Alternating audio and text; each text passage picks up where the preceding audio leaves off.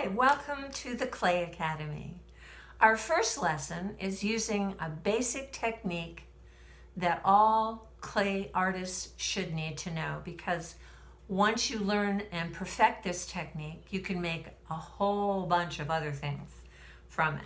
So your first step for making this is called a pinch pot. And I'm going to be grabbing some clay out of my bag, just pulling some out. Depending on how big you want your pinch pot, if you are a little person, you probably don't want a whole bunch of clay. If you're just learning how to do this, you probably don't want a whole bunch either. So I've got about a fistful here, and this is a lesson where you really don't need to use a bunch of those tools that we just talked about. I'm going to take my clay and I'm just going to press it into a ball, and this is about the size of a tennis ball. Tennis ball size is a good size. If you are a child and this is too big of a piece, you might want to pull this in half and make a smaller one. But after you've got it in a ball shape, you can roll it on the table a little bit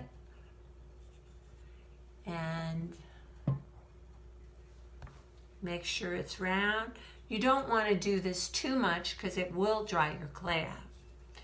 So I've got my ball of clay, and my first step is to take my thumb and stick it right inside that ball of clay. I've made a little hole in there, so you can see little hole. Now I'm going to use my finger and my thumb and stick it back in that hole, and I'm going to pinch. So I pinched, pinch, turn it, pinch, pinch, pinch, and you can see I'm making a bowl shape in there. Once I get it opened up like this, I can put both my thumbs in there, and I'm going to press down with my fingers on the top and push up with my thumbs on the inside.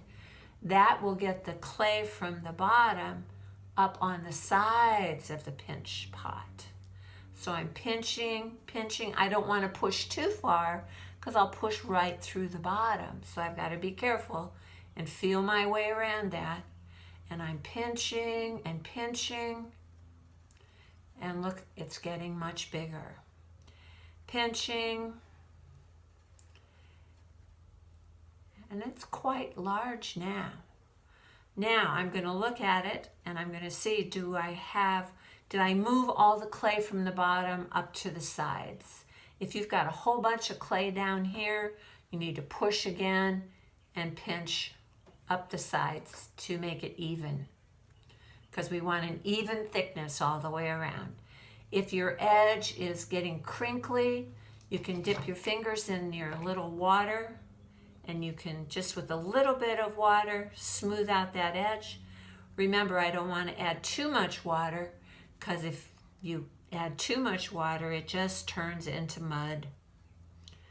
So I'm going to tap it on my board to even out the edge, and then I'm going to pinch along, pinch along.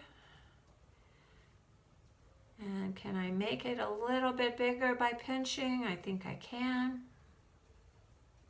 I'm just pinching it. I can turn it upside down now on my board.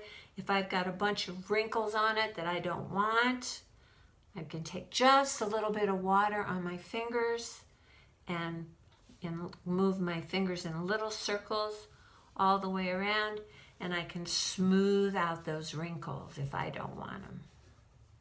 Sometimes wrinkles can be texture on your piece, and some people might want to leave them there. But I'm going to smooth them out today. So I'm smoothing my wrinkles.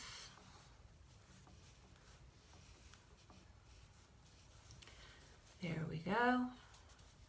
And now you'll notice that when I turn it up here, it's wobbly. It doesn't have a base on it. So what you want to do is make what we call a foot. A foot for your little tea bowl here, which is what this really is easy to make. So you're going to have to grab a little bit more clay, pinch a little bit off, and I'm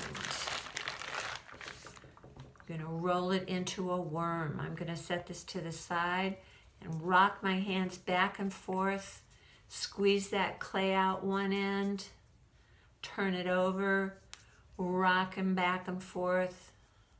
Kids always love to see that happen, making that worm.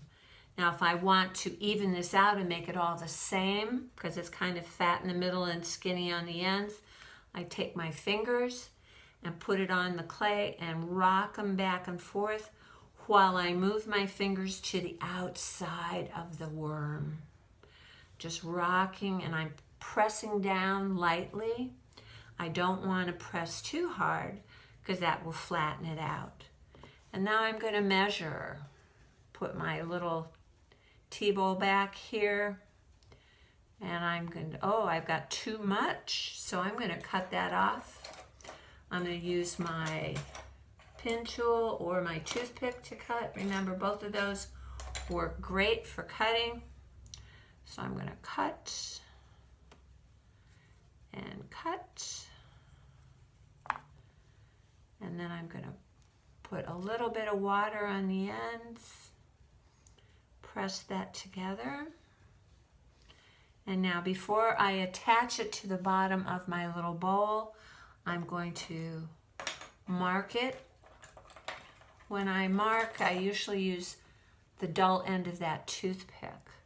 So I'm just going to make a mark around inside here in the center. Pull that off. Now I know where to score, because when you attach clay to clay, if you don't use your scoring tool with some water or some slip on it, if you don't have a scoring tool, you can use a toothpick to score. Just make little lines.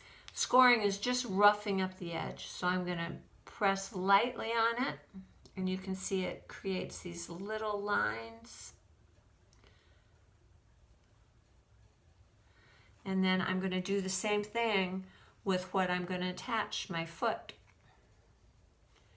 And I'm going to score the surface there. Now I'm going to add some water. Add some water. Put it back in place. Follow my line where I had it. And just gently press. And there I have my little tea ball. Now, if you want to be creative and decorate it in some way, you could add little balls on it. I could take little pieces of clay, roll them in the palm of my hand, put them on the edge, or decorate the sides with it.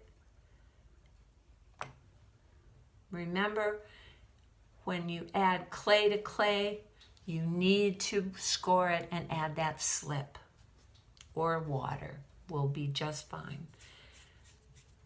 So if I want to go all the way around the edge, decorate my little bowl, I can do that. Press it into place, and there we go. If the inside is too rough for you, you can smooth it with your finger, and a little bit of water will be wonderful. But here you go. Here's your basic little pinch pot tea bowl. We'll be using this in our next lesson.